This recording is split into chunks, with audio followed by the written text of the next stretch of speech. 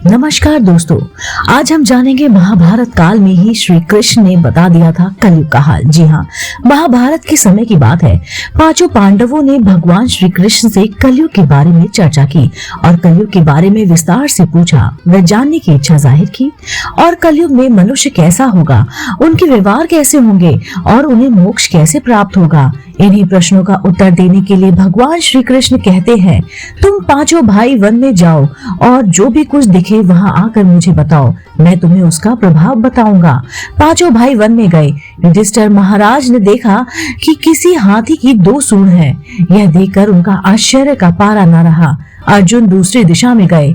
वहां उन्होंने देखा कि कोई पक्षी है, उसके पंखों पर वेद की रचनाएं लिखी हुई है, पर वह पंछी मुर्दे का मांस खा रहा है। यह भी आश्चर्य है।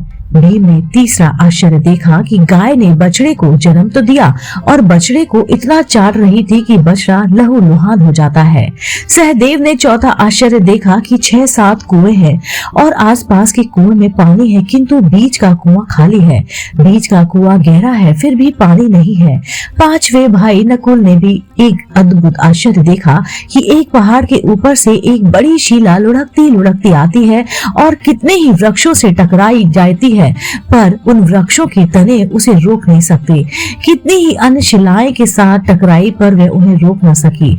अंत में एक अत्यंत छोटे से पौधे का स्पर्श होते ही वह स्थिर हो गई। पांचों भाई ने आश्चर्य का कोई पारा न रहा। जी हाँ, शाम को वे श्री कृष्ण के पास गए और अपने अलग अलग दृश्यों का उन्होंने वर्णन किया। युधिष्ठिर कहते हैं, मैंने 2 सूंड वाला हाथी देखा तो मेरे आश्चर्य का कोई पार न रहा।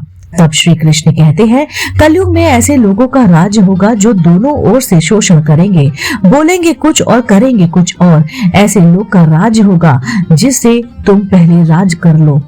अर्जुन ने आश्चर्य देखा कि पक्षी के पंखों पर वेद रचनाएं लिखी हुई हैं और पक्षी मुर्दे का मांस खा रहे हैं। इसी प्रकार कलयुग में ऐसे लोग रहेंगे जो बड़े बड़े पंडित और विद्वान कहलाए जाएंगे, किंतु वे यही देखते रहेंगे कि कौन सा मनुष्य मरे और हमारे नाम से संपत्ति कर जाए। संस्था के व्यक्ति विचारेंगे कि कौन सा मनुष्य मरे और संस्था हमारे नाम से हो जाए। हर जाति धर्म के प्रमुख पद पर बैठे विचार करेंगे कि कब किसका श्राद्ध है। चाहे कितने ही बड़े लोग होंगे, किंतु उनकी दृष्टि तो धन के ऊपर ही रहेगी और मांस के ऊपर ही रहेगी।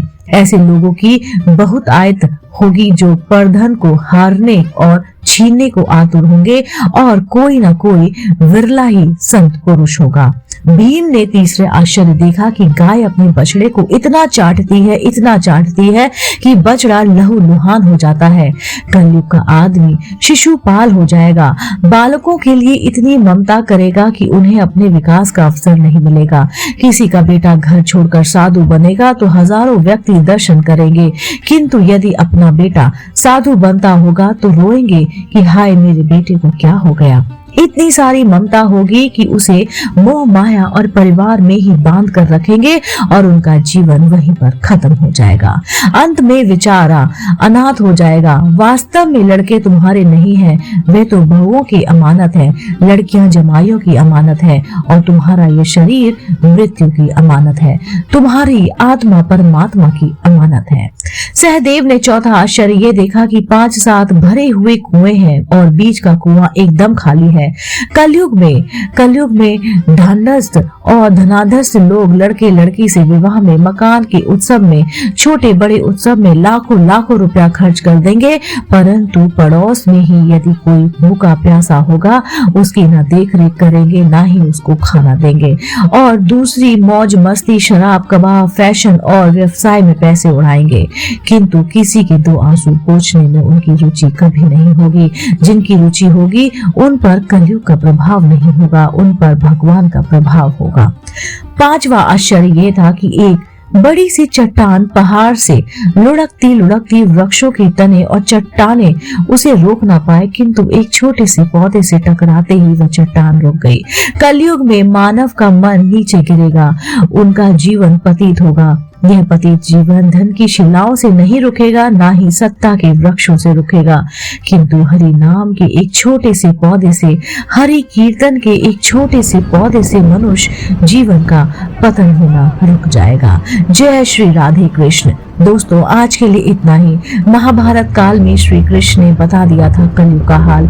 ये हाल सुनने के बाद, समझने के बाद, देखने के बाद हमारी रूह कांप जाएगी। दोस्तों इस पर विचार कीजिए, इस पर सोचिए कि भगवान कृष्ण ने अगर ऐसा कहा है तो क्यों किया है और क्यों कहा है, और ये कहा गया है तो इसका मतलब क्या है। दोस्तों मैं फिर से उपस्थित होती हूँ इसी चैनल पर नई रोचक जानकारी, कहानी और पूजा विधि के साथ। आप देखते रहिए आपका अपना पसंदीदा YouTube चैनल। तब तक के लिए नमस्कार।